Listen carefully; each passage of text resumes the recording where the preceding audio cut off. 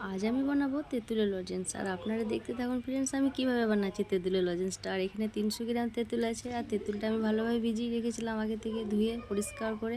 তো ভিজানোর পর হাতে করে এইভাবে করে আমি ভালোভাবে গুলিয়ে নিচ্ছি। গোলানোর পর আমি ছেঁকে নিচ্ছি মাড়িটা ছেঁকে নিচ্ছি। ওইদিকে একটা কড়া বসিয়ে দিয়েছি আমি ওভেনে। আর এই যে কড়াটা দেখতেই পাচ্ছ, কড়ার মধ্যে আমি দিয়ে দিলাম তেঁতুলটা। আর এখানে আমার 300 গ্রাম তেঁতুল আছে। আর আমি চিনি দেবো এখানে 250 গ্রাম। তার মধ্যেও কিন্তু অনেকটাই টক হবে। আর ফ্রেন্ডস এই তেঁতুলের লজেন্সটা টক ঝাল মিষ্টি হবে, তবেই খেতে ভালো লাগবে। তো এর মধ্যে আমি দিয়ে দিলাম চিনি। আর চিনিটা দেওয়ার পর তোমার ভালোভাবে এটা একটা মোটা অংশ তৈরি করতে হবে। আর এটা এইভাবে করে মানে নাড়তে নাড়তে একদম আঠালো টাইপের একটা মোটা অংশ তৈরি হবে। আর এটা ঠিক মানে কিভাবে দেখতে হবে, যেটা আমার গ্রামে যে তোমার পিঠে তৈরি করি, যেটা গুড় দিয়ে যে পিঠেটা তৈরি হয় আমাদের, যেটা বলে পাকান বা পুয়ো, যেটা আমরা জানি। তো ওই যে বাটিতে পানি রেখে যে আমরা বারবার চেক করি যে মানে ওইটা ডাব বেঁধেছে কি, তো সেরকম টাইপের এটা হবে। এটা বারবার বাটিতে দিয়ে দিয়ে চেক করতে হবে যে মোটা টাইপের অংশটা, এটা যখনই দেখবে একটা মোটা টাইপের অংশ মানে জমাট বেঁধে গিয়েছে, তখনই জানবে যে এটা হয়ে গিয়েছে। তো ফ্রেন্ডস আমি এখানে কি কি উপকরণ দিচ্ছি তোমরা দেখতে থাকো, না দেখলে বুঝতে পারবে না। তো এখানে দিয়ে দিলাম আমি 1 চামচ বিট লবণ, দিয়ে দিলাম তোমার গোলমরিচ গুঁড়ো, অনেকটাই গোলমরিচ গুঁড়ো দিয়েছি। আর দিয়ে দেবো চিলি ফ্লেক্স। আর আমি কিচ্ছু দেবো না।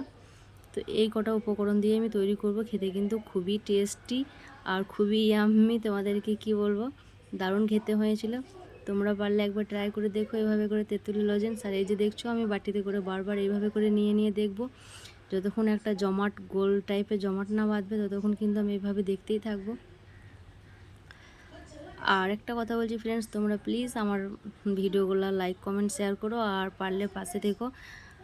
আর অনেক ফ্রেন্ডস আছো তোমরা হয়তো ভিডিও দেখছো, লাইক করছো না। সে যাই হোক, তোমাদের ভালো না লাগলে তোমরা করবে না, সেটা আমার কোনো প্রবলেম নেই।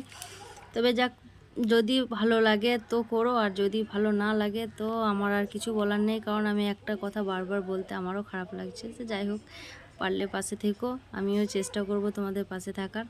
আর লাইক দিয়ে ভিডিওটা শেষ করো, কারণ আমি তো বড় ভিডিও খুবই কমই করি। বড় ভিডিও আমি করি না ধরতে গেলে। আমি যতই বড় ভিডিও হোক আমি ছোট ছোট বানিয়ে দিই, এডিট করে ছোট করে দিই। কারণ অতক্ষণ বসে সবাই দেখেন, আমি দেখেছি। আর যদিও দেখতে হয়তো ওয়াচ টাইম কবেই পুরনো হয়ে যেত।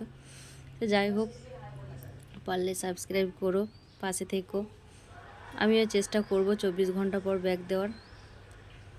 কারণ আমার পাশে কেউ থাকলে আমি তো তার পাশে থাকবো, অবশ্যই থাকবো। সবাই ভালো থেকো, সুস্থ থেকো, আমি এটাই চাই। তো যাক, এভাবে করে আমি তেঁতুলের মাড়িটা আমি বারবার করে দেখে নিচ্ছি। তো চলো, হয়ে গিয়েছে।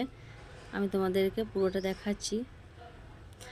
দেখো কতটুকু হয়েছে, দেখো জমাট বেঁধে গিয়েছে। আমি তোমাদেরকে বললাম না যে জমাট বেঁধে যাবে, তখন জানবে হয়ে গিয়েছে। তো চলো, একটা থালার মধ্যে আমি ঢেলে নিচ্ছি এটা। আর থালাতে আমি একটু মতো ঘি বুলিয়ে রেখেছি আগে থেকে। তো এবার থালার মধ্যে ঢেলে নিচ্ছি এটা ঠান্ডা, মোটামুটি খুব ঠান্ডা হলে কিন্তু এটা বাঁধবে না, শক্ত হয়ে যাবে। তো চলো, মাঝামাঝি ঠান্ডা করা অবধি অপেক্ষা করছি। তো চলো, হয়ে গেছে ঠান্ডা। এই যে গোল গোল আমি করছি। আর ওইদিকে চিনি গুঁড়ো করেছি, চিনিতে আমি দিয়ে দিচ্ছি। এই যে দেখো কত সুন্দর আওয়াজ শুনতেই পাচ্ছ, কত সুন্দর আওয়াজটা হয়েছে।